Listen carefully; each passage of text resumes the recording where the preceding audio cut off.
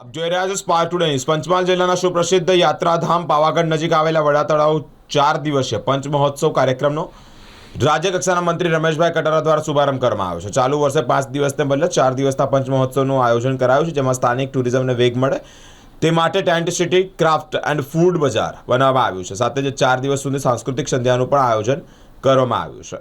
દ્વારા પ્રારંભ થઈ રહ્યો છે। દીપ પ્રાગટ્ય દ્વારા પ્રારંભ થઈ રહ્યો છે। જોરદાર તાળીઓથી વધાવીશું આજના આ પ્રસંગે। શાબ્દિક સ્વાગત અને પંચમહોત્સવની 2025 અને ગુજરાત સરકારના માન્ય મંત્રી શ્રી રમેશભાઈ કટારા સાહેબનું બુકે સાથે પણ થઈ રહ્યું છે। તાળીઓથી વધાવીએ। ખૂબ ખૂબ આભાર। आप शब्दों स्वागत करशो, साथे साथे पंच महोत्सव 2025 रूपरेखा प्रस्तुत करशो। हेरिटेज साइट एना ऊपर IGNCA ministry of culture government of India तरफથી પણ ખૂબ સારું पंच महोत्सव ની શરૂઆત થઈ।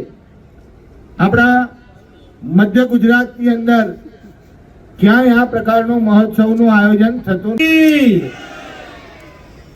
આજે પંચમહાલના પાવાગઢની અંદર ખૂબ સરસ મજાનો પંચ મહોત્સવનો કાર્યક્રમ આજે ખુલ્લો મૂકવા માટે બધા કાર્યકર્તા અહીંયા ઉપસ્થિત રહ્યા અને સરકારની અધિકારીઓ પદાધિકારીઓ પણ અહીંયા ઉપસ્થિત રહ્યા અને દરેક આદિવાસી વિસ્તાર હોય, ટ્રાઇબલ વિસ્તાર હોય કે ગુજરાતની અંદર યાત્રીઓ અને ખૂબ સરસ મજાનો જ્યાં પંચ મહોત્સવના કાર્યક્રમમાં ખુલ્લો મૂકી અને બધા જ લોકો, ભાઈઓ, બહેનો આ પાવાગઢ ખાતે મહાકાળી માતાના દર્શન થાય અને એને 51 શક્તિપીઠનું આ એક પીઠ છે। મહાકાળી માતાનું ધામ છે, પવિત્ર ધામ છે।